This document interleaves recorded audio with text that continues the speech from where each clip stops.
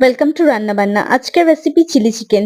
প্রথমেই চিকেনগুলিকে ভালো করে ম্যারিনেট করে নিতে হবে। রসুন কুচি, আদা কুচি, গোলমরিচ গুঁড়ো, একটু কর্নফ্লাওয়ার ও সামান্য পরিমাণে লঙ্কার গুঁড়ো, একটা ডিম দিয়ে ভালো করে ম্যারিনেট করে এক সাইড করে রেখে দিন। তারপর সসগুলোকে রেডি করে নিন। Tomato ketchup, red chilli sauce, green chilli sauce এবং সোয়া সস ও জল দিয়ে একটা মিক্স করে একটা পেস্ট তৈরি করে নিন। এটা পরে লাগবে কাজে।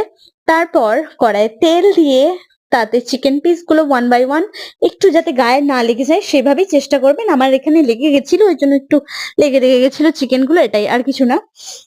তারপর ভালো করে লাল লাল করে ভাজবেন, বেশ ক্রাঞ্চিনেস যেন থাকে। তারপর সেই তেলেই আদা কুচি, রসুন কুচি দিয়ে ভেজিটেবলস গুলো অ্যাড করে একটু হালকা ফ্রাই করে নেবেন যাতে ক্রাঞ্চিনেস থাকে, ভেজিটেবলের নেতিয়ে না পড়ে। তারপর সস, চিনি, লঙ্কার গুঁড়ো, নুন দিয়ে নেড়ে ছেড়ে নিয়ে সামান্য তিল দিলেই রেডি হয়ে যাবে আজকের রেসিপি চিলি চিকেন।